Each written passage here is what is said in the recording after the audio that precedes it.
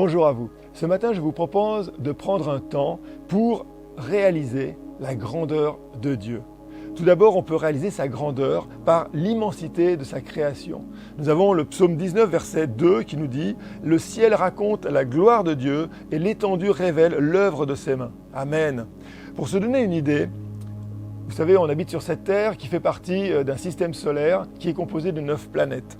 Et ce système solaire, eh bien, il fait partie d'une voie lactée qui comprend entre 200 à 400 milliards d'étoiles qui sont comme notre Soleil. Donc il y a 200 à 400 milliards d'autres soleils dans notre voie lactée.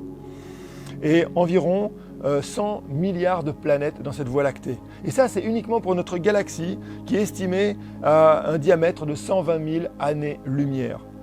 Donc vous savez qu'il y a d'autres galaxies dans l'univers, et oui, vous faites bien, il y en a environ 2000 milliards de galaxies. Alors on peut se dire, mais combien de planètes y a-t-il ? Eh bien là, je vais vous perdre un peu parce qu'il y a 200 000 trillions. C'est 200 000 milliards multipliés par 1000 milliards. Et ça, c'est le nombre d'étoiles dans l'univers. Donc moi, ce chiffre, ça me donne le vertige, clairement, et on peut comprendre combien l'univers est vaste quand on réalise ces chiffres. On peut presque qualifier l'univers d'infini. Il est à la grandeur de notre Dieu, infiniment grand.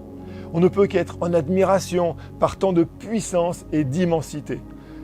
Je voudrais vous lire aussi le passage dans Romains 1, verset 20, qui nous dit « En effet, les perfections invisibles de Dieu, sa puissance éternelle et sa divinité se voient depuis la création du monde. Elles se comprennent par ce qu'il a fait. » Regardons la nature, tout ce qui nous entoure. La nature nous donne la preuve même de l'existence de Dieu, par toute la perfection de sa création.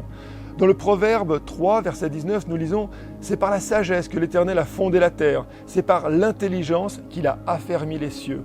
C'est par sa science que les abîmes se sont ouverts et que les nuages distillent la rosée. » Quelle sagesse il a fallu pour permettre le parfait équilibre d'une si belle création. J'aimerais vous lire encore le psaume 19, verset 2, qui nous dit « Le jour en instruit un autre, la nuit en donne connaissance à une autre nuit. » Ce n'est pas un langage, ce ne sont pas des paroles, on n'entend pas leur son. Ce sont, cependant, leurs voix parcourent toute la terre, leurs discours vont jusqu'aux extrémités du monde. Amen. Le Seigneur a tout organisé de manière à ce que tout fonctionne parfaitement. Il y aurait tellement à dire sur la perfection de la nature et sur cet équilibre si parfait. Et au-delà de la perfection, tout a été réalisé aussi pour notre émerveillement. Parce que, comme Dieu, nous sommes sensibles à la beauté. Et c'est pourquoi, quand on voyage, on peut découvrir des paysages absolument merveilleux quand on sort de chez soi. Mais il suffit d'aller dans son jardin ou même dans un parc pour découvrir les merveilles de la nature, avec le lever du soleil, avec le balai des oiseaux, avec les papillons qui passent d'une fleur à l'autre, et puis le chant des cigales durant la journée. Ou si vous n'avez pas le temps le matin, allez le soir dans votre jardin et vous verrez les couleurs changer, le spectacle aussi des oiseaux qui tournoient et qui chantent avec des chants merveilleux. Dieu détient tous les superlatifs de la beauté, de la perfection et de l'immensément grand et puissant, mais aussi de l'immensément petit et fragile. Et c'est là où notre Dieu est vraiment extraordinaire. Regardez la remarquable transformation d'un cocon qui devient une chenille et qui devient ensuite un splendide papillon.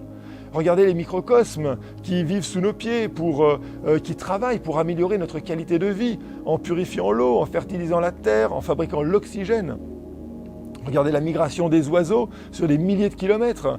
Un petit oiseau qui s'appelle le Pouilly Phitis, qui pèse 10 grammes, eh bien, il parcourt chaque année un aller-retour entre la Scandinavie et l'Afrique du Sud, soit 24 000 kilomètres pour un petit oiseau de 10 grammes.